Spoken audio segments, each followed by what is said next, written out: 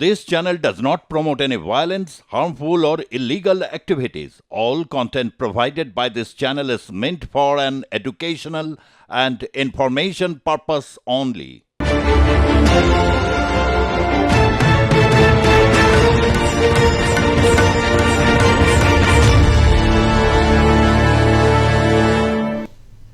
শুরু করছি বাংলা জানতে চায়ের সঙ্গে লাইভ ঋতব্রত। রাত পোহালেই বাজেট 2026-এর নির্বাচনের আগে শেষ পূর্ণাঙ্গ বাজেট নিয়ে কার কত আগ্রহ আছে জানি না, কিন্তু এটা ঠিক কথা যে তৃণমূল সরকারের যে উন্নয়নের ধারা সেটা অব্যাহত থাকবে বলেই সবাই মনে করেন। সেই জন্য আজকে আমরা একটু অন্যভাবে চিন্তাভাবনা করছি, যেটা মানুষ জানতে চায়, বাংলা জানতে চায়। বাংলা জানতে চায় বিরোধীরা কবে সাবালক হবে, বাংলা জানতে চায় বিরোধীরা কবে সত্যি বিরোধী হবে, বিরোধিতার অর্থ কী, এসব নিয়ে আজকে আলোচনা করব। এবং সেই আলোচনায় আজকে যারা রয়েছেন তাদের মধ্যে রাজনৈতিক দলের মুখপাত্র একমাত্র একজনই রয়েছেন, বাদবাকিরা রয়েছেন বিশ্লেষক। প্রথমেই আপনাদের জানাই সুমন ভট্টাচার্য রাজনৈতিক বিশ্লেষক, দীর্ঘদিনের পরখা সাংবাদিক, বিভিন্ন পত্র পত্রিকা টেলিভিশন চ্যানেলের কর্ণধার ছিলেন। আমাদের সঙ্গে রয়েছেন দীপ্তিমান বসু, ভারতীয় জনতা পার্টির মুখপাত্র, আমরা তাকেও স্বাগত জানাই, দীর্ঘদিন তিনিও রাজনীতি করছেন। এবং আমাদের সঙ্গে রয়েছেন রাজনৈতিক কৌশলী, রাজনৈতিক বিশ্লেষক মনদীপ মিশ্রা। মনদীপদা, আপনাকেও স্বাগত। অনেকে প্রশ্ন করতে পারেন তৃণমূল কংগ্রেসের প্রতিনিধি অথবা এই অনুষ্ঠানে বাম বা কংগ্রেসের প্রতিনিধিরা নেই কেন। এই ক্ষেত্রে আমার সহজ যুক্তি যে তৃণমূল কংগ্রেস তো আর ঠিক করে দেবে না বিরোধী কে হবে, যদিও সেখানে একটা টুইস্ট আছে। অনেকে বলেন 2016 সালে যখন কংগ্রেস এবং বামেদের উত্থান শুরু হলো এবং অনেকেই ভাবলেন যে তারা মূল বিরোধী, সেই সময় খাদ অর্থাৎ রাজনৈতিক প্রবাহ বদলে দিলেন। অনেকে বলেন এটাও বোধহয় তৃণমূল সুপ্রিমো মমতা বন্দ্যোপাধ্যায়ের চাল, তিনি বিরোধীও রাজ্যে কারা থাকবেন সেটা নিয়ন্ত্রণ করতে পারে, কিন্তু এ বিষয়েও বিতর্ক আছে। আমি সরাসরি আলোচনায় চলে আসব। আজকে আলোচনা থেকে আমরা তিনটে জিনিস আমরা জানতে চাই। এক, 2026-এ কারা সত্যি বিরোধীর ভূমিকায় থাকবে, বিরোধিতার অর্থ কী, জনরোষকে কাজে লাগিয়ে গণ আন্দোলন তৈরি করা, স্বাধীনতা সংগ্রামে সময় যে জনরোষ তৈরি হয়েছিল ব্রিটিশদের বিরুদ্ধে, তার সুফল তো কংগ্রেস পেয়েছে। পরবর্তীকালে 77 সালে বিভিন্ন জনরোষকে কাজে লাগিয়েই বামেরা তো ক্ষমতায় এসছেন। এবং এই পরিবর্তন, অর্থাৎ যে পরিবর্তন আমরা দেখেছি 2011-তে, এটা তো অস্বীকার করার কোনো জায়গা নেই। নন্দীগ্রাম থেকে, সিঙ্গুর থেকে, জঙ্গলমহল থেকে ডুয়ার্স, বিভিন্ন জায়গায় জনরোষকে গণ আন্দোলনে পর্যবেসিত করেই তো তৃণমূল ক্ষমতায় এসছে। এখন সেই গণ আন্দোলন নেই কেন, এসব বিষয়ে আজকে আলোচনা করব। আমাদের বাংলা জানতে চাইতে আজকে ঠিক কী কী বিষয়ে আলোচনা করব এক নজরে দেখে নিই। প্রথমত অবশ্যই আমরা আজকে আলোচনা করব গেরুয়া লাল শিবির কেন পারছে না তৃণমূলের সঙ্গে পাল্লা দিয়ে লড়াই করতে, ঠিক কী কারণে পারছে না। দুটোই ক্যাডার বেসড পার্টি। দ্বিতীয়, বিজেপি, সিপিআইএম, কংগ্রেস প্রত্যেকেই কি চায় এর রাজ্যে তৃণমূল থাকুক, অর্থাৎ চোখের সামনে আমরা যাই দেখি তারা কি আদৌ চায় তৃণমূল কংগ্রেস বদল হোক? বদল হলে তো সবারই মুশকিল। চলচ্চিত্র উৎসব থেকে কলকাতা বইমেলা থেকে বিধানসভা, সবেতেই সরব ছিল তৃণমূল। কোন ভয় বিজেপি, সিপিএম তারা পারে না? তাদের আমরা চলচ্চিত্র উৎসবে দেখেছি বিক্ষোভ করতে, কলকাতা বইমেলার মতো এই রকম বিরাট প্রাঙ্গণকে ব্যবহার করতে পেরেছে তারা। কিন্তু তৃণমূল কংগ্রেস 2011 আগে ব্যবহার করেছিল। তৃণমূল বিরোধিতায় বিরোধীদের কিসের ভয়, কেন এত ভয় পায় তৃণমূল কংগ্রেসকে, কেন যারা একদম তৃণমূল স্তরে বিরোধিতা করেন তারা ভয় পায় কেন? আমরা এই বিষয়গুলো নিয়ে আলোচনা করব।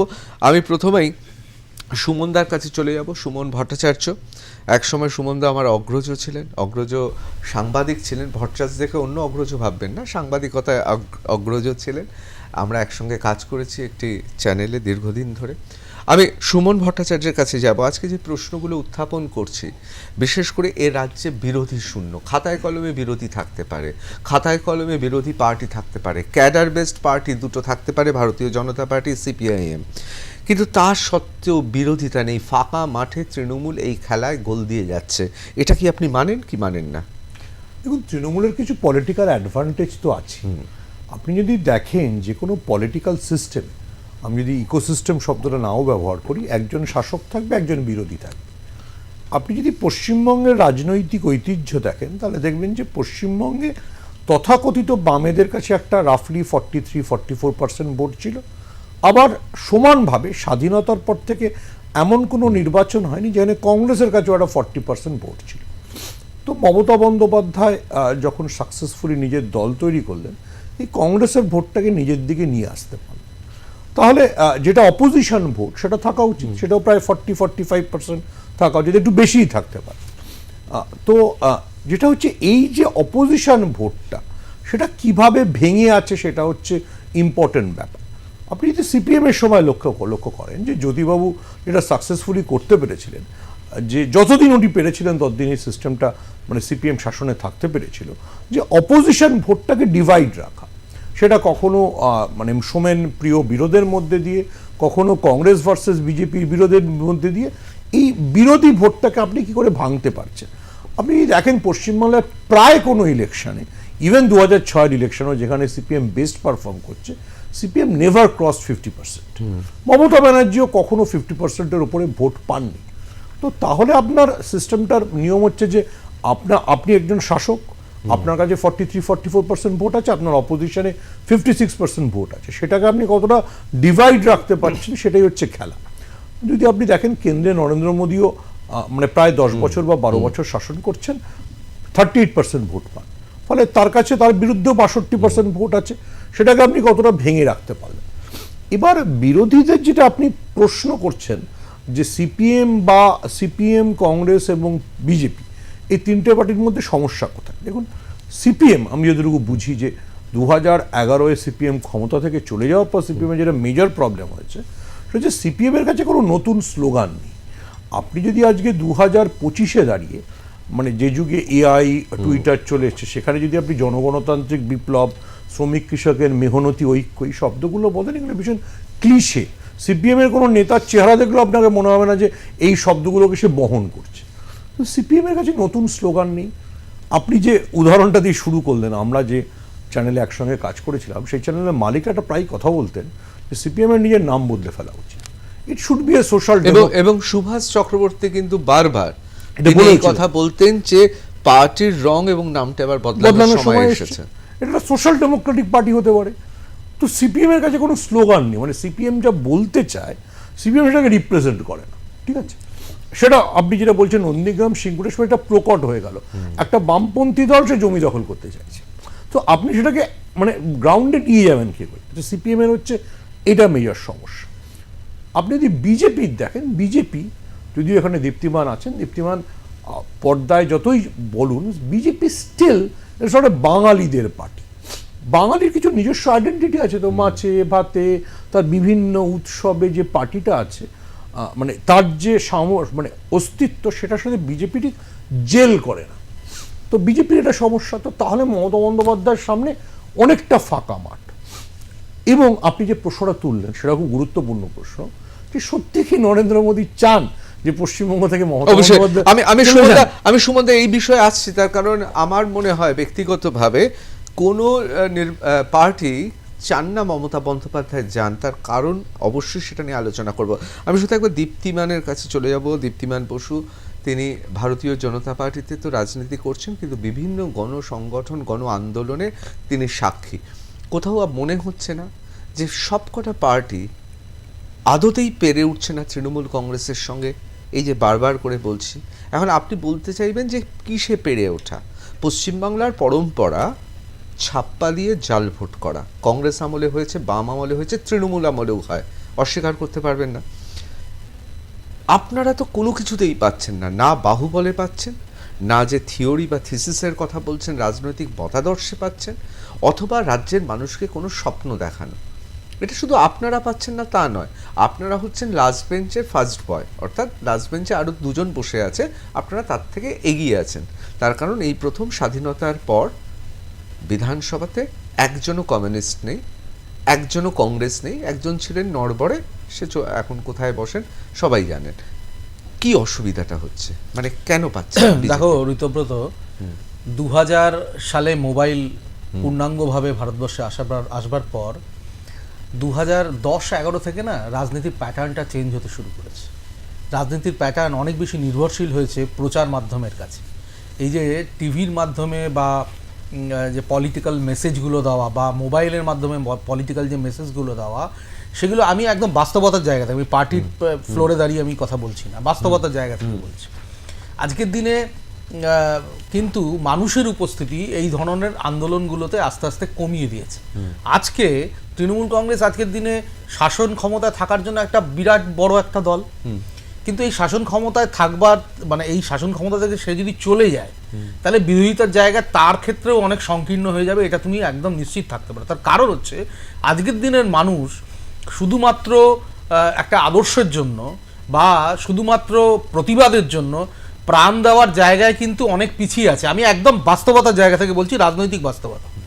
আবার তুমি যদি আরেকটা জিনিস দেখো, যে দেখবে যে মানে বিরোধী শক্তির উপর তুমি বলছো বিরোধিতা নেই কথাটা কিন্তু ঠিক না। তার কারণ হচ্ছে 2016 সালে থেকে বিজেপি এই রাজ্যে ক্রমশ শক্তি বাড়িয়েছে। 2016 থেকে 2024-25 মানে 24 সবে শেষ হলো, তুমি যদি দেখো তাহলে এই 8 বছরের রাজনৈতিক বিরোধিতায় আমরা 250-র কাছাকাছি আমাদের কর্মী প্রাণ হারিয়েছেন। আর টোটাল বিরোধী যদি সিপিএম কংগ্রেস এইসব যদি ধরা হয় প্রায় 350-র কাছাকাছি। তাহলে বিরোধিতা নেই, তাহলে প্রাণটা গেল কি করে? এটা তো একটা প্রশ্ন। এখন বিরোধিতা করলে পুলিশ কিরকম ধরনের স্টেপ নেবে, পুলিশ কি ধরনের কংগ্রেসের সময় তো কংগ্রেসের পুলিশ ছিল, সিপিএম এর সময় সিপিএম এর পুলিশ ছিল, তৃণমূলের সময় তৃণমূল পুলিশ সব সময় ছিল, ব্রিটিশদের সময় ব্রিটিশদের পুলিশ থাকবে। পুলিশ তো ছিল, কিন্তু পুলিশের অত্যাচার, পুলিশের আক্রমণ রাজনৈতিক কর্মীদের প্রতি এত নৃশংস ছিল না। আমরা গত 8 বছর ধরে যেভাবে ফেস করি, যে প্রত্যেকটা বিরোধী দল এক বাক্যে বলবে, না হলে 350-র কাছাকাছি বিরোধী কর্মী খুন হয় না। আরেকটা জিনিস আমি তোমাকে বলছি, দেখো বিজেপি একটা জাতীয় দল, তার তৃণমূলের মতন একটি পারিবারিক দল, জাতীয় ভারতের মাসনাদে থাকতে হলে জাতীয় দল, তার সংখ্যাটা খুব গুরুত্বপূর্ণ এবং আমি একদম ঠিক জাতীয় দল। এবং তৃণমূল কংগ্রেস যেভাবে বাম এবং কংগ্রেসের খেদিয়ে দিতে পারছে, এইটা অন্য কোন দল, তৃণমূল কংগ্রেস যেভাবে বিধানসভায় ঢুকে বিধানসভাটা ভাঙতে পেরেছে, যেভাবে জাতীয় সড়ক দিনের পর দিন অবরুদ্ধ করে আন্দোলনের নামে ওখানে কি করতে চেয়েছে কেউ জানে না, সিঙ্গুরটাকে বন্ধ করেছে, তাহলে মানে এই জিনিসটা কিন্তু একটা জাতীয় দল বিজেপির লোকেদের পক্ষে করা সম্ভব। অবশ্যই আমরা গঠনমূলক আন্দোলনে বিশ্বাস। আমি দীপ্তিমানদা, গঠনমূলক আন্দোলন বলে কি আন্দোলন হয় পৃথিবীর ইতিহাস যদি দেখেন, গঠনমূলক আন্দোলনের মধ্যে দিয়ে কোনো সভ্যতায় কোনো রাজবংশই স্থাপিত হয়নি। কিন্তু আমি সেখানে আসছি, যে দেশে গণতন্ত্র এখনো আধা সামন্ততান্ত্রিক একটা ব্যবস্থার মধ্যে দিয়ে চলে, সেখানে গণতন্ত্র নিয়ে অবশ্যই আলোচনা করব। আমি একবার মনদীপ মিশ্রার কাছে চলে যাই। মনদীপটা, এই যে আলোচনা করছি, বিরোধিতা করতে পারছে না, বিরোধীরা সাবালক নয়, বিরোধীরা সরকারের বিরুদ্ধে লড়াই করার সামনের সারিতে নেই। এই আলোচনাটা কি শুধুমাত্র একটা টেলিভিশনের আলোচনা, নাকি পশ্চিমবাংলায় এটাই হচ্ছে বাস্তব? দেখুন, আপনার যে প্রশ্নটা সেটা বহুত বৃহৎ একটা প্রশ্ন। ওর মধ্যে আমি 4-5টা আমি আপনাকে দৃষ্টান্ত দেব।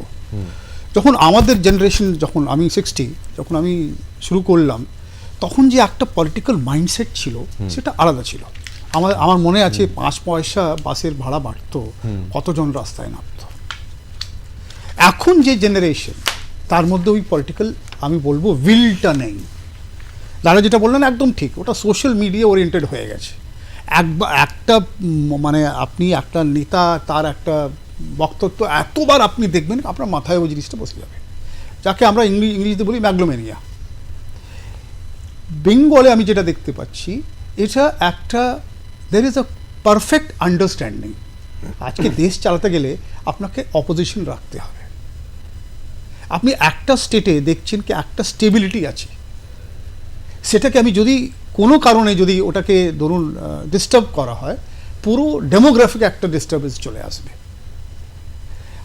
বাংলার ইতিহাস বলে যে যতক্ষণ না এই স্টেবিলিটিটা নষ্ট করতে পারছে অন্য শক্তি, তার বিকাশ ঘটে না।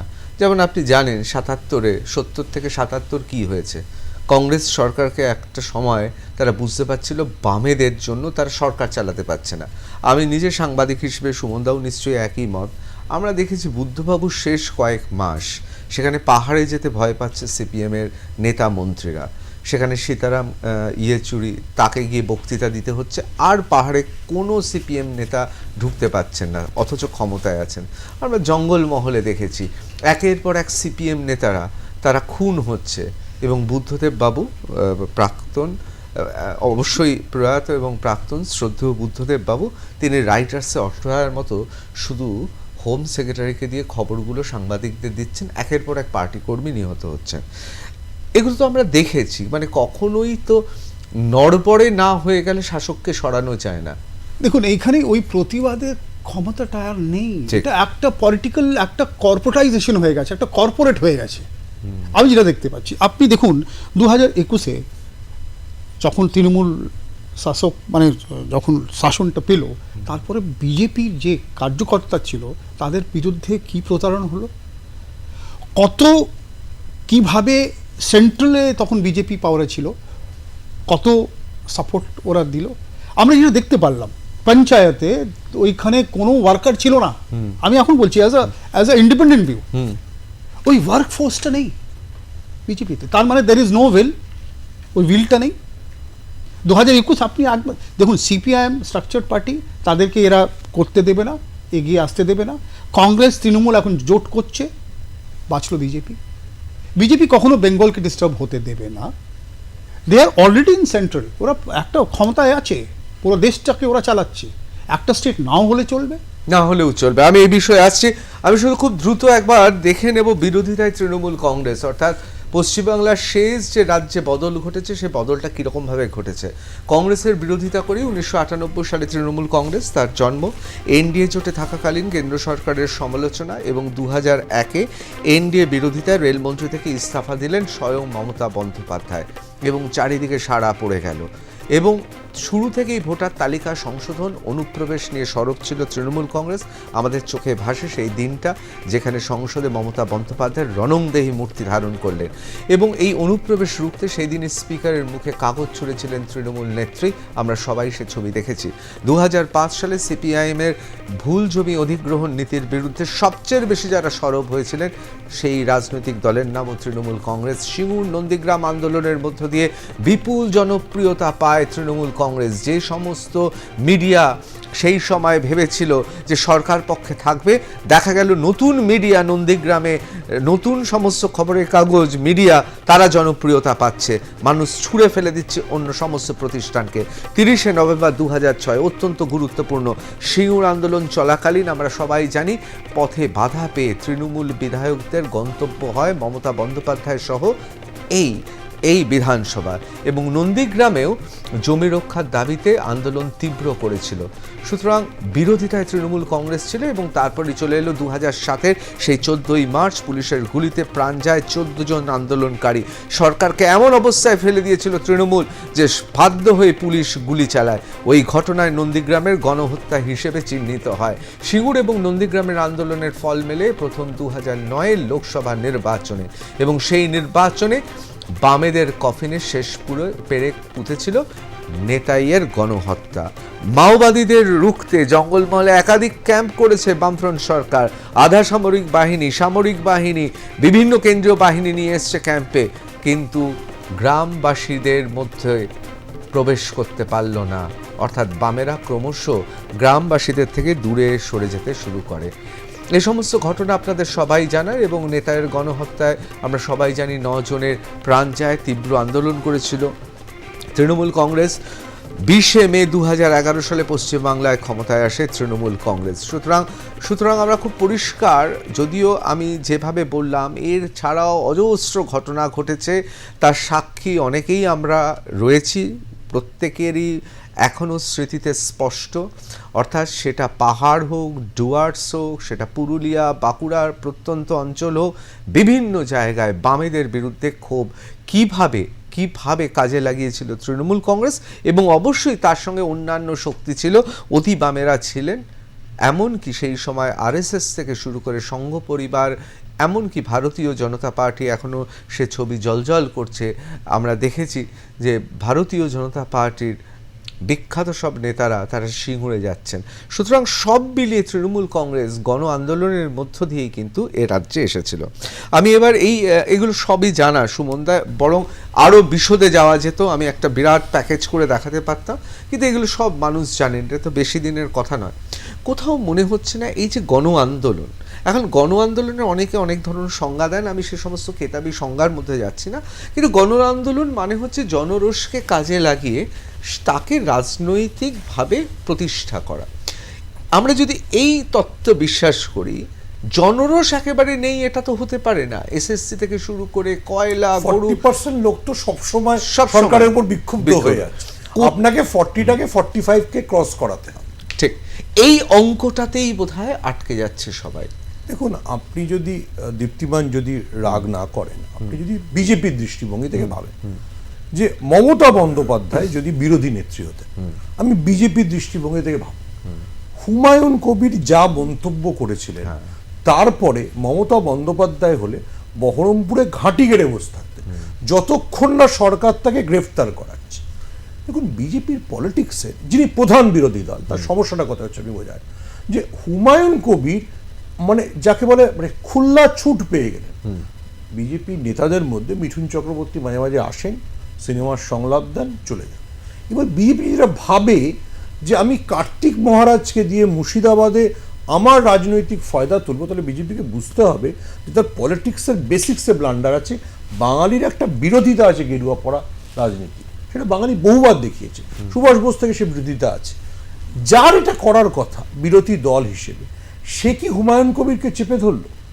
করলো না তো। তো আপনি যদি তর্কের খাতিরে ভুলে যান আপনি হিন্দুদের নেতা হতে চান, আপনি হিন্দু ভোটকে কনসিডার করতে চাইছেন, so what is your identity? আপনি কিভাবে নিজেকে এস্টাবলিশ করছেন? দেখুন, বিজেপির ফ্যালাসিটা আপনাকে মানে আপনি দেখুন, আপনি তো অ্যাটাক করছেন তৃণমূলকে। আপনি যখন অ্যাটাক করছেন, আপনাকে তো আপনার অ্যাটাকটায় সৎ থাকতে হবে। আপনি যেটা বলছিলেন যে তৃণমূল কিন্তু বুদ্ধবাবুকে ডান দিকে বাঁ দিকে নড়বার সুযোগ দেয়, তো আপনি তো মমতা বন্দ্যোপাধ্যায়কে নড়বার যে সুযোগ কেন, মমতা বন্দ্যোপাধ্যায়কে চেপেই ধরতে পারলেন না। প্রথমত আপনি হুমায়ুন কবিরকে কিছু করলেন না তর্কের খাতিরে, ধরে নেওয়া যাক কে গেছে, মানে আপনি কোন নেতাকে দেখেছেন বহরমপুরে গিয়ে বসে। দ্বিতীয়ত আপনার বিরুদ্ধে প্রশ্ন উঠে গেল যে আপনার সর্বোচ্চ নেতা অমিত শাহর ছেলে জয়শা বসে সৌদি আরবে IPL করে, তাহলে কি আপনি আদৌ হিন্দুদের স্বার্থের কথা ভাবেন? আপনার দেখুন, মমতা বন্দ্যোপাধ্যায় অন্তত 2011 অবধি আপনি শুনবেন না যে মমতা বন্দ্যোপাধ্যায় তার রাজনীতিতে, তার যে রাজনীতি সেটাকে আপনি ঠিক বলতে পারেন, ভুল বলতে পারেন, সেখানে কোনো সমালোচনা মানে সেখানে কোনো আপোষ করেছে। আপনি যে কথাটা বলছেন, আপনি যে উদাহরণটা দিলেন, আমি আপনার শব্দকে ধার করে নিই, সিঙ্গুর নদীতে মমতা বন্দ্যোপাধ্যায়ের পাশে তো মেইন স্ট্রিম মিডিয়া ছিল না, অল্টারনেটিভ মিডিয়া দিয়ে তিনি লড়েছেন। তো আপনি যদি বিজেপি বা CPM তার কাছে ন্যারেটিভটা কি, সে কি বলতে চাইছে এটাই স্পষ্ট হচ্ছে না। এটাই স্পষ্ট হচ্ছে না। যে CPM এর একটা টিপিক্যাল ডায়ালগ আছে যে মমতা বন্দ্যোপাধ্যায় ডোল পলিটিক্স করেন। আচ্ছা ভাই, তুমি তো ডোল পলিটিক্সের আদর্শ, তুমি তো শিখিয়েছো ডোল পলিটিক্স করে করতে হয়, তুমি যদি সেটাকে কাউন্টার করো তাহলে তোমার কোর ভোট ব্যাংকটাকে তুমি আটকাচ্ছ। তো আপনি যে পলিটিক্সটা করতে চান, দেখুন নরেন্দ্র মোদী যে পলিটিক্সটা করেন সেটা তার জন্য কিন্তু পারফেক্ট সুটেবল। রাহুল গান্ধী যে পলিটিক্সটা করবার চেষ্টা করছেন এটা তার জন্য পারফেক্ট সুটেবল, যে আমি আম্বানিদের বিয়েতে যাব না, ঠিক আছে। মমতা বন্দ্যোপাধ্যায় তার জন্য যে পলিটিক্সটা করবার চেষ্টা করছেন সেটা তার জন্য পারফেক্ট সুটেবল। মোহাম্মদ সেলিমের জন্য কোন পলিটিক্সটা সুটেবল? মানে অধীর চৌধুরী, শুভঙ্কর সরকারদের জন্য কোন পলিটিক্সটা সুটেবল?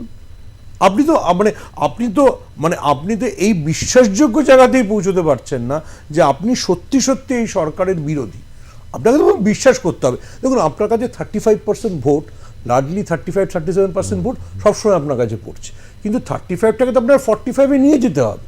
মমতা বন্দ্যোপাধ্যায় কংগ্রেসের ভোট ব্যাংক থেকে 40 পেয়ে গেছিলেন, কিন্তু এই যে শব্দটা আপনি ব্যবহার করলেন অতি বামেদেরকে টানা, বিক্ষুব্ধ নকশালদের টানা, এখানে আপনি আরো 3-4% বাড়লেন, যে 3-4% ক্রুশিয়াল মার্জিন তৈরি করে। এবং মমতা বন্দ্যোপাধ্যায়ের আগে অবশ্যই আমার জ্যোতি বসুর কথা একবার বলতে হবে। জ্যোতিবাবুকে অনেকবার সাংবাদিকরা জিজ্ঞেস করেছিলেন, এই যে আপনার বামেদের ছোট ছোট দল, এবং পার্টিতেও তাকে বারবার জিজ্ঞেস করা হতো ছোট ছোট শরিক দলগুলোর এত বায়না কেন রক্ষা করা হচ্ছে। জ্যোতিবাবু সব জায়গায় এমনকি জনসভায়ও প্রকাশ্যে বলতেন যে বামফ্রন্টকে চোখের মণির মতো রক্ষা করতে হবে, তার কারণ এই ছোট ছোট দলগুলো, সেটা আরএসপি হতে পারে, সেটা ফরওয়ার্ড ব্লক হতে পারে, সেটা অন্যান্য দল হতে পারে, তার এই যে শতাংশের ভোট এটাকেও তিনি বুঝতেন। কোথাও কি তাহলে এই মুহূর্তে পশ্চিম বাংলায় একই সঙ্গে ভোটের পাটিগণিত এবং ভোটের ব্যবহারিক প্রয়োগ এরকম বিরোধী নেতা নেই? কি বলবেন? আপনাদের তো ধরুন 3জন নেতা রয়েছেন, 3জন নেতাকে নিয়ে 3টে বিরাট দল রয়েছে, একজনও নেতা কি বুঝতে পারছেন না এটা? প্রথম কথা হচ্ছে 3জন নেতা নেই আমাদের দলে, একদম সবাই একজোট। এই যে বারবার একটা পারসেপশন তৈরি করার চেষ্টা করা হয় প্রেসের মাধ্যমে, খুব খারাপ প্রেস, এইগুলো খুব খারাপ। এই পারসেপশনটা অত্যন্ত বেঠিক। একটা জিনিস হচ্ছে, এই কথা অস্বীকার করবার নেই যে মমতা বন্দ্যোপাধ্যায় বিরোধী শত্রু দমনে, মানে পলিটিক্সটা এখন প্রায় শত্রুর মতন তো হয়ে গেছে, বিরোধী শত্রু দমনে সিপিএম এর থেকে অনেক বেশি অ্যাক্টিভ। তিনি তার প্রশাসন, তার রাজনৈতিক দলের কর্মী, এবং রাজনৈতিক দলের কর্মী বলবো না, গুন্ডা, তাদেরকে দিয়ে এই যে বিরোধী শক্তির মুখ কণ্ঠ সবসময় যেভাবে রোধ করেছেন, তার জন্য কিন্তু বিরোধী শক্তি আজকের দিনে, আপনি বলছেন অনেক, সত্যিই তো অনেক আন্দোলন, যেটা সুমনদা বললেন, আমাদের যেভাবে করার কথা ছিল সেটা আমরা করতে পারিনি। তবে এই যে ভরতপুরের বিধায়কের কথা বলা হলো, তাকে তো কিছুই করতে পারলেন না। তাকে আমরা কেন, মানে শাসক দলের, আমি বলছি কিছুই শাসক দল করতে পারলো না, শাসক দলের এত ক্ষমতা, মানে কিছুই করতে পারলেন না। না। মমতা বন্দ্যোপাধ্যায় কিছুই করতে পারলেন না। বন্দ্যোপাধ্যায় তিনি মুখ্যমন্ত্রী, তাদের এত ক্ষমতা, তিনিও কিছু করতে পারলেন না।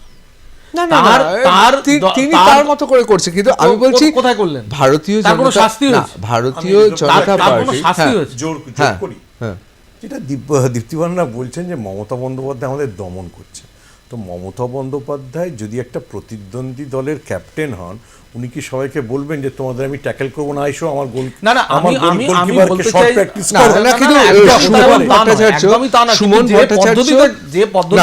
সুমন ভট্টাচার্য অনেকগুলি ঘটনার মধ্যে একটি ঘটনাকে তুলেছেন, যাকে আমরা কেস স্টাডি ধরছি, যেটা হিন্দুত্বের দল করা। যদি সত্যি বাঙালি হিন্দুর জন্য মন কাঁদত, তাহলে হুমায়ুন কবির এই কথা বলার পর মুর্শিদাবাদে ঘাঁটি গেড়ে সেখানের যে আন্দোলন, সে আন্দোলন তো করা যেত।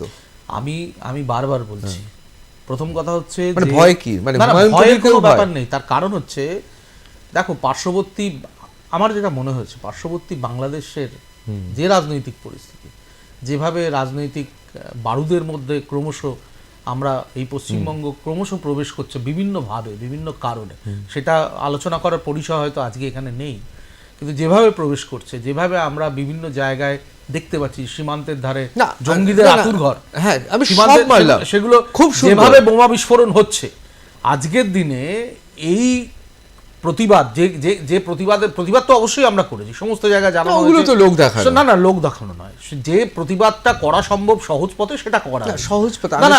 আমি বলতে চাইছি যে সহজ পথ হয় না, আমি বলছি যে প্রতিবাদের, মানে আমি বলছি, আমি আপনাকে এমনি বলছি, শেষ করিনি, আমি বলছি যে প্রতিবাদের কথা বা যে আশাটা তোমরা করছো, সেই প্রতিবাদটা কি পশ্চিমবঙ্গে এক্ষুনি দেখানো সম্ভব? পশ্চিমবঙ্গ কি সেই নিরাপদ জায়গা কি আছে? আমরা তো একটা রাজনৈতিক দল, জাতীয় রাজনৈতিক দল, যা কেন্দ্রে ক্ষমতায় আছে, তারা এই মুহূর্তে আগুনের কুণ্ডের মধ্যে রাজ্যকে প্রবেশ করাতে পারি না। 7খানা লোক নিয়ে 7টা লোকও পাওয়া যাবে না। না, আমি 7টা লোক কিসে পাওয়া যাবে না? হুমায়ুন কবিরের বাড়ির সামনে বসে পড়লে, এই যে কথাটা বলেছেন, এটা তার মানে বিজেপির মনে দাগ কাটেনি, তার মানে বাঙালি হিন্দুর দুঃখ বিজেপি অবশ্যই দাগ কেটেছে বলেই তো প্রতিবাদ। আমাদের প্রত্যেকটা ক্ষেত্র থেকে প্রতিবাদ করা হয়েছে। হ্যাঁ, যে জঙ্গি আন্দোলন, যেটা মমতা বন্দ্যোপাধ্যায় করে দেখিয়েছেন বারংবার, সেই জঙ্গি আন্দোলনের আমরা সমর্থক নই তো। আমরা তো বিধানসভা ভাঙার সমর্থক। কিভাবে আন্দোলন? আমরা জাতীয় সড়ক বেঁধে রাখার, আমরা মানুষের উপর নির্ভরশীল। 2026-এ দেখবেন কি হবে। 2026-এ দেখবেন আমরা যে মেসেজগুলো পাঠিয়েছি, 26-এ কি হবে, যে মেসেজগুলো দিয়েছি, 26-এ দেখুন কি হয়। না, কোথাও কি না, আমার না মাঝে মাঝে দীপ্তিমান দা আপনাদের জন্য দুঃখ হয়। ধরুন, আমার গভীর দুঃখ হয়। হ্যাঁ, কেন্দ্রের শীর্ষ নেতৃত্ব তারা কোনো কিছু করছেন না। আপনাদের নবান্ন অভিযান অবধি করতে দিল না, আর্জি করে আপনাদের ওই ছাত্র সমাজ ভাড়া করে নিয়ে যেতে হলো। ছাত্র সমাজও ভাড়া করে নিয়ে যেতে এটা হলো। আপনাকে কে বলেছে যে ছাত্র সমাজকে আমরা ভাড়া করেছি, এক নম্বর, আর দ্বিতীয় হচ্ছে কেন্দ্র আমাদের পারমিশন দেয়নি, এটা কে বললো আপনাকে? না, পতাকা নিয়ে নবান্ন অভিযান করতে পারতেন ওই সময়, কোথায়? মানে পারমিশন ছিল, পার্টি তো করেনি, কেন্দ্রীয় শীর্ষ নেতৃত্বের পার্টি যে permission। কোনো কারণে করেনি, কিন্তু কেন্দ্রীয় শীর্ষ নেতৃত্ব আটকেছে, এটা আপনাকে কে বললো? আটকায়নি আমি তাহলে? তো আমার কাছে খবর নেই। আপনি মুখপাত্র হিসেবে বলছেন আটকায়নি, কিন্তু আমার প্রশ্নটা হচ্ছে আসলে কি করে বুঝবো বলুন? ধরুন রাজনাথ সিং সহ একাধিক শীর্ষ নেতৃত্ব, অত্যন্ত শ্রদ্ধেয় এই ধরুন ব্যক্তিত্বরা, তারা তো কখনো মমতা বন্দ্যোপাধ্যায়ের বিরুদ্ধে বা তৃণমূল কংগ্রেসের এই সরকারের বিরুদ্ধে প্রকাশ্যে কখনো কোনো রকম শব্দ প্রয়োগ করেন না। তাই অনেকের ধারণা যে ভারতীয় জনতা পার্টির একটা অংশ মমতা বন্দ্যোপাধ্যায় তার প্রতি একটা নরম মনোভাব নিয়ে চলে, এবং এটা নিয়ে রাজনৈতিক বাধ্যবাধকতা আছে বলে আপনারাও ফুল ফর্মে খেলতে পাচ্ছেন না, অথবা আপনাদের খেলতে দেওয়া হচ্ছে না। তার কারণ বাম আর কংগ্রেসকে হাঁটানোর ক্ষেত্রে আপনারা তৃণমূলের থেকে ভালো কখনোই হতে পারবেন না, এটা শীর্ষ নেতৃত্বরা বোঝে। বামেদের এমনি কোনো এখানে সেই রকম সংগঠন আছে, ভোট নেই, কিন্তু মতাদর্শটা তো সাংঘাতিক। এই যে মাছ, জল ছাড়া মাছ থাকবে, ধর্ম ছাড়া রাজনীতি হবে, এই মতাদর্শ তো সাংঘাতিক মতাদর্শ। এটা যেমন মতাদর্শগতভাবে খুব খারাপ, আবার অন্যদিকে সাংগঠনিকভাবে গোটা দেশে নিঃশ্বাস একটা দলই ফেলতে পারে, তার নাম জাতীয় কংগ্রেস। এদের দূরে রাখতে মমতা বন্দ্যোপাধ্যায় যেভাবে তাদের অশ্বমেধের ঘোড়া আটকে রেখে দিয়েছে গোয়ালে, এইটা তো বোধহয় বঙ্গ বিজেপি পারবে না। এটা শীর্ষ নেতৃত্ব তাই চায় এখানে তৃণমূল কংগ্রেস থাকুক, কিন্তু এই মারামারি, এই ঝগড়াঝাটিটা মঞ্চস্থ করে যেতে হবে। তার কারণ এখন যেরকম ইস্টবেঙ্গল মোহনবাগানের অবস্থা হয়েছে, এখন মোহনবাগানকে টপকানো যাবে না, কিন্তু দ্বিতীয় স্থানে যেন ইস্টবেঙ্গল থাকে। ডাই হার্ট ইস্টবেঙ্গল ফ্যানেরা চেষ্টা করছেন, আমার উপর রাগ করবেন না, খেলায় হার জিত থাকে, খারাপ অবস্থা থাকে, দলের অবস্থা খারাপ হতে পারে, ঠিক সেই রকম জায়গায় বাম কংগ্রেসকে আসতে দেওয়া যাবে না, কিন্তু এমন প্রতিভাত করতে হবে আমরা দ্বিতীয় জায়গায় অন্তত আমরা বসে থাকি, সেখানে যাতে কংগ্রেস বা বামেরা আসতে না পারে। এই যে রাজনৈতিক বাধ্যবাধকতাটা, এইটা বহন করে নিয়ে যাওয়াটা বোধহয় আমি বলবো শাসন ক্ষমতা আসার থেকেও এই যে একটা সূক্ষ্ম দড়ির ওপর হেঁটে যাওয়া, একটু এদিক হলেই ক্ষমতায় চলে আসবো, একটু এদিক হলেই ক্ষমতা বিরোধী দল থেকে পড়ে যাব, এটাও কিন্তু একটা বড় পরীক্ষা। আমরা হয়তো সমালোচনা করছি, কিন্তু এই চিত্রনাট্যটা বাস্তবায়িত করাও এটা কম কঠিন নয়। প্রথম কথা হচ্ছে গল্পটা শুনতে খুব সুন্দর লাগলো, কিন্তু এই গল্পটার সঙ্গে বাস্তবের কোনো মিল নেই, এটা খুব পরিষ্কার। তার কারণ হচ্ছে এটা ঠিক 2016 সালে আমরা পশ্চিমবঙ্গের অনেকটাই শক্তি নতুন করে পেয়েছিলাম।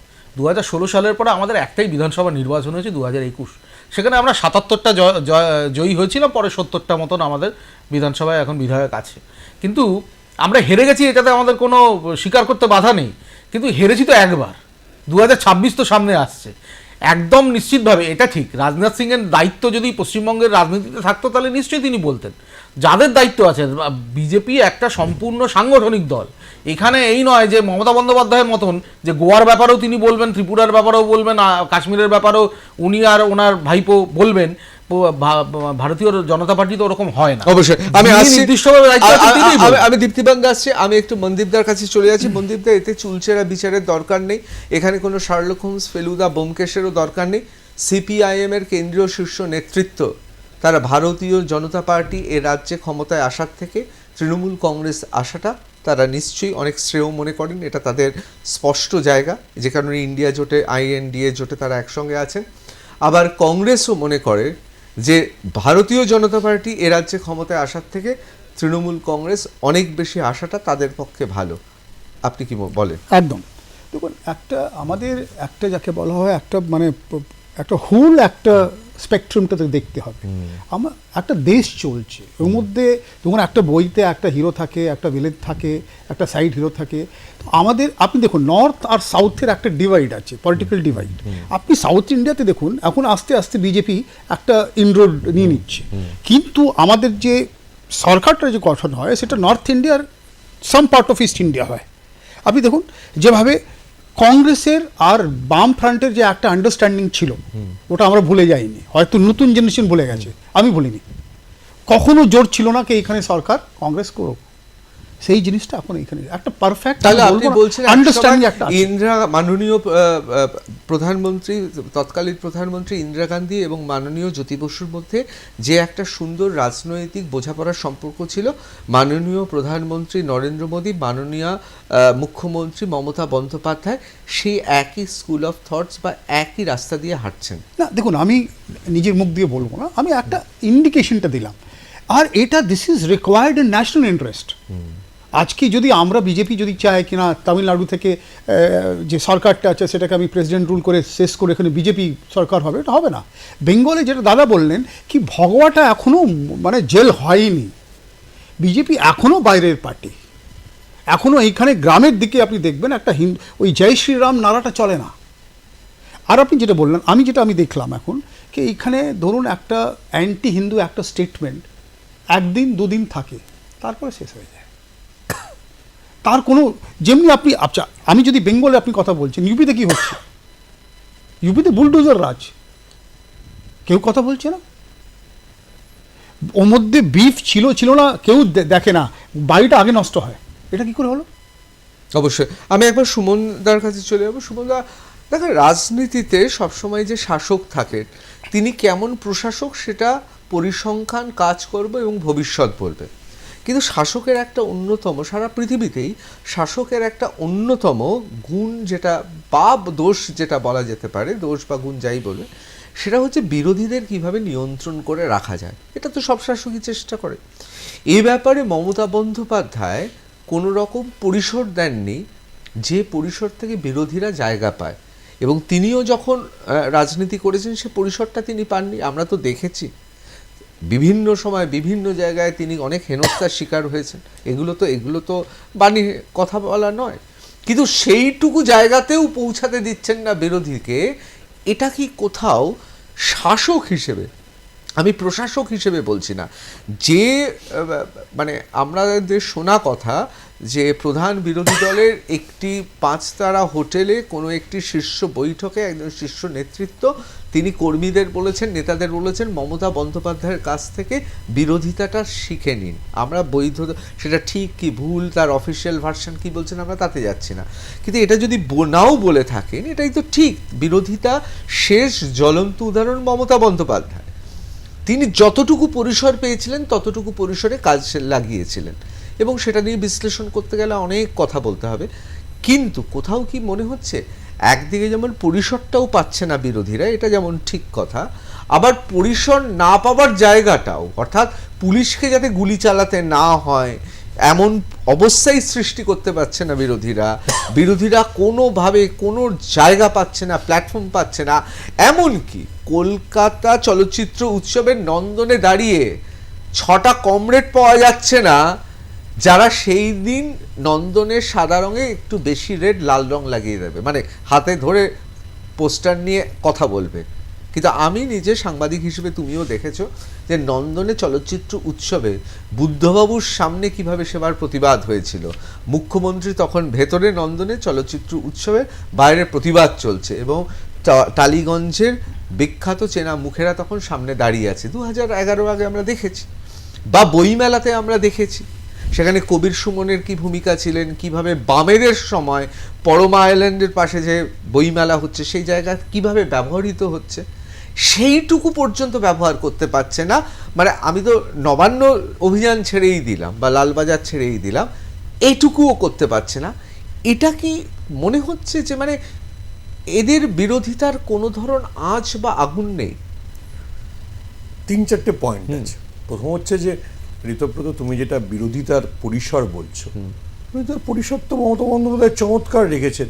শুভেন্দু অধিকারীকে ডেকেছেন, চল আমার সাথে চল, রাজ্যপালকে অভ্যর্থনা জানাতে যাবি না? তো উনি তো বিধান রায় স্টাইলে প্রায় বিরোধী দলনেতাকে পকেটে ঢুকিয়ে ফেলেছেন। এবার যেটা তোমার যে প্রশ্নগুলো, এগুলো কেন হচ্ছে না, দেখো আমরা মমতা বন্দ্যোপাধ্যায়ের সমালোচনা করতে পারি, প্রশংসা করতে পারি। প্রথম যেটা বুঝতে হবে যে মমতা বন্দ্যোপাধ্যায় যতদিন বিরোধী ছিলেন ফিশ ফ্রাই খেতে কোথাও যাননি, কারোর সাথে গাড়িতে উঠে ফুচকা খেতে নেমে পড়েন, এমনকি তাকানোনি। রাজ্যপাল গোপালকৃষ্ণ গান্ধী ডেকেছিলেন, মনে আছে সেই দিন, তাকাচ্ছেনও না, চা খেতেও জানে। বিরোধিতা মানে বিরোধিতা, কালীঘাটে রাতের বেলায় মিটিং এর সময় যদি কুকুররাও চিৎকার করতো, বলতো বিরোধীদের ইন্ধন আছে, কুকুরগুলোকে তারা কালী পটকা ফাটিয়ে আমার মিটিং বন্ধ হচ্ছে। তুমি এটা বলছো যে ফিল্ম ফেস্টিভ্যাল বা বইমেলায় হলো না কেন, কারা করবে?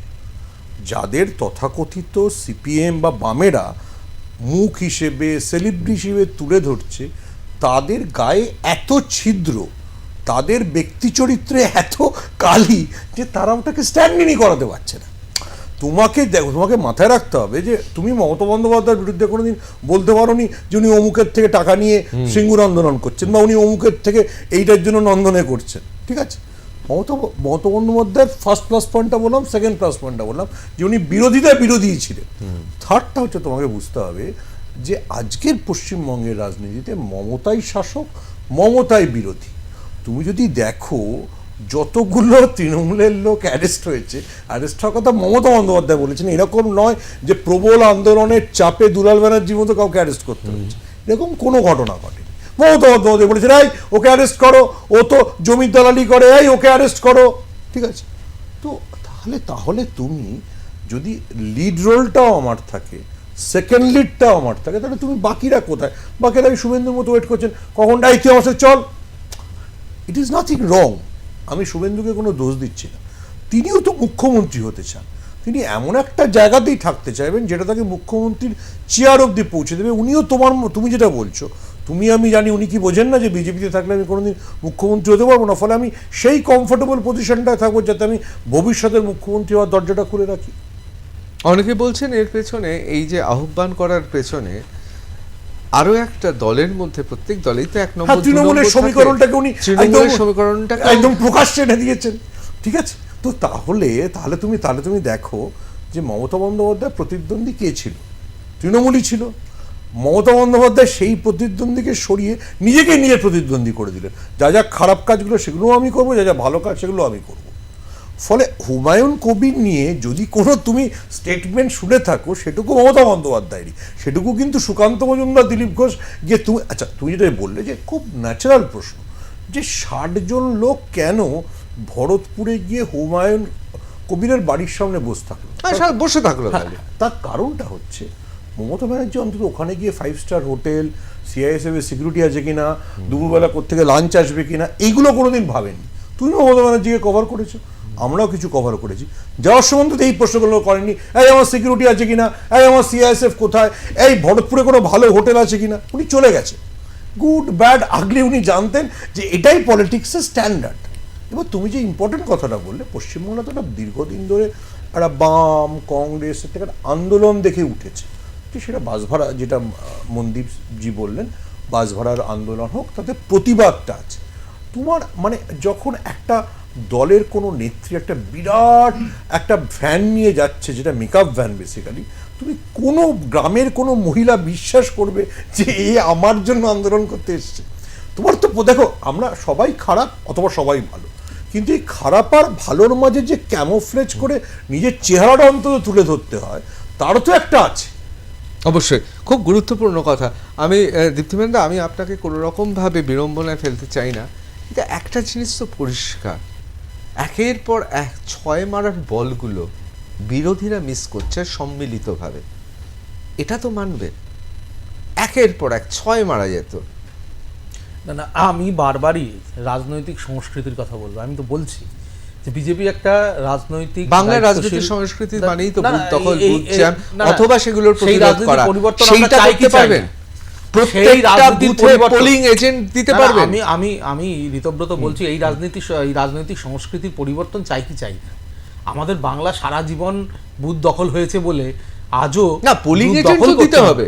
না, কে বলেছে পোলিং এজেন্ট ছিল না? সমস্ত বুথে পোলিং এজেন্ট দিতে পারবেন 2026-এ? না, সমস্ত অবশ্যই পারবো, কারণ বিজেপি কাউন্টিং এজেন্টরাই দাঁড়িয়ে থাকে না। ক্রমশ সাবালক কভার করেছি, বিজেপি ক্রমশ পশ্চিমবঙ্গে সাবালক হচ্ছে, তার শক্তি বাড়াচ্ছে। তো সুতরাং নিশ্চিত, অবশ্যই খুব গুরুত্বপূর্ণ কথা, সময় একেবারে কম। বিজেপি তখনই সাবালক হবে যখন একটা পাওয়ার ভাইপো পাওয়া যাবে, মানে আমি মহারাষ্ট্রের কথা বলছি, অর্থাৎ পশ্চিমবাংলায় যতক্ষণ একটা ভাইপো পাওয়া যাবে, যে ভাইপো পাওয়ার আছে মহারাষ্ট্রের মতো, সেরকম হলেই বিজেপি সাবালক হবে, বিজেপিকে এখন ওত পেতে বসে থাকতে হবে কবে সেই রকম একটা পাওয়ারফুল ভাইপো পাওয়া যাবে, যেটা মহারাষ্ট্র হয়েছে। আমি এখানে কিন্তু কারোর সঙ্গে আমি কোনো রকম তুলনা করছি না। এই স্ট্র্যাটেজি ছাড়া ভারতীয় জনতা পার্টির আসার কোনো সম্ভাবনা আছে? না, দেখুন, আমি ওই প্রেডিকশনের মধ্যে যাব না।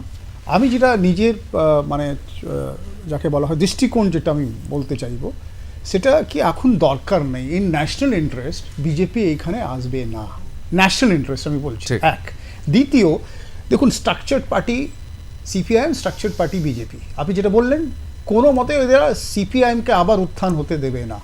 কংগ্রেস এদের সঙ্গে চলে এসেছে, এখন পুরো মাঠটা সেটিং, মানে এখন পুরো গেমটা সেট হয়ে গেছে। 2021-26 আপনি দেখছেন 1 বছরের দেরি। এবারে 203 সিট আসবে, 210 আসবে, জানি না, এগুলো বিতর্কের কিন্তু বিষয়। Trinamool is coming back as of date. এদেরকে এখন কোনো মতে আপনি দেখছেন যে বিরোধী শূন্য আমি বলবো না, কিন্তু বিরোধী নেই, ওই এনার্শিয়াটা নেই, আর এরা চাইবেও না। অবশ্যই। এখন অবধি আপনি দেখুন প্রেসিডেন্ট এখন অ্যানাউন্স হলো না, 1 বছর দেরি। আর আপনি যে এর মধ্যে ওই মানে আপনি যে আমি যেটা বলছি কি, ওই যে আরজি কার্ডটা যেটা হলো একটা ইগনিশন পয়েন্ট ছিল, ওইখানে আমরা দেখতে পারলাম কোথায় কে ব্যাক করে গেল, কোথায় কি সাপোর্ট হলো, এটা আমরা দেখতে পারলাম। আর আমার মতন আরও বহুজন আছেন, এই যে ফ্লোটিং ভোটের দাদা বললেন না 5%, ও 5% একটা মানে রাখে, আমরা দেখলাম। সেটিং আমি বলবো না, দেখুন that is not a word। অবশ্যই আমাদের সময় একেবারে শেষ, কিন্তু এই বিষয়ে একটা এপিসোডে হবে না। আমি সুমন দাকে বলবো কথা দিতে, এই এপিসোড নিয়ে আবার আসবো, কারণ অনেক কিছু প্রশ্ন, অনেক কিছু তথ্য আমি অবশ্যই মনদীপ দা এবং দীপ্তিমান দাকেও বলবো আসতে, কারণ এই একটা আলোচনার মধ্যে শেষ হবে না। তবে একটা জিনিস খুব পরিষ্কার, বিভিন্ন দৃষ্টিভঙ্গি থেকে দেখা যায়, একটা দৃষ্টিভঙ্গি হচ্ছে পশ্চিম বাংলায় কখন পরিবর্তন আসে, যখন কংগ্রেসের কোনো গুন্ডা তার কলার ধরতে পারে সেই মেধাবী ছাত্র যাকে কমিউনিস্ট হিসেবে পাড়ায় পরিচিত আছে, এবং সে মারতে মারতে বার করে দিচ্ছে, তা দেখে মানুষ বোঝে এ পাড়ায় বা এ মহল্লাতে এবার ওই গুন্ডার দিন শেষ হয়ে গেল। আবার সিপিএমের সেই নেতা যখন পাগলের মতো দৌড়ে বাড়ি থেকে বেরিয়ে অটো ইউনিয়নের অটো করে পালিয়ে যায়, তার কারণ তৃণমূলের ছেলেরা তাড়া করেছে, তখন পাড়ার মানুষ বোঝে এবার সিপিএমের দিন ঘনিয়ে এসেছে। আসলে বিধানসভা ভাঙচুর অথবা নন্দীগ্রাম, সিঙ্গুর অথবা বিভিন্ন জায়গায় আন্দোলন এটাই প্রকাশ করে এক দাদাকে সরাতে আরেক দাদার উত্থান হয়ে গেছে। এখনও অবধি পশ্চিম বাংলায় বিক্ষিপ্ত কিছু জায়গা ছাড়া কোনো দাদা আসেনি। দাদা এখন একজনই এবং দ্বিতীয় একজন। সুতরাং এখনো পর্যন্ত বিরাট বিপর্যয় কিছু না হলে কোনো কিছুই হচ্ছে না, এটা যেমন একমত। অন্যদিকে 2026-এর নির্বাচন এখনই হলফ করে বলা যায় না, কারণ বিষয়টা রাজনীতি, বিষয়টা নির্বাচন, জনগণই ঠিক করবেন কি হবে। সুতরাং আমাদের এই আলোচনা চলতেই থাকবে। আমি পরবর্তীকালে আরও একটি দ্বিতীয় পর্বে এই বিষয় নিয়ে আলোচনা করব। আমি সুমন ভট্টাচার্য, দীপ্তিমান বসু এবং মনদীপ মিশ্রা আপনাদের কাছে কৃতজ্ঞ। আপনাদের দৃষ্টিভঙ্গি, পর্যবেক্ষণ, ব্যাখ্যা আমাদের ঋদ্ধ করেছে। বাংলা জানতে চায় সঙ্গে লাইভ ঋতব্রত এখানে শেষ করছি। অন্যান্য খবরের জন্য চোখ থাকুক আর প্লাস নিউজে, সবার আগে সবার পাশে।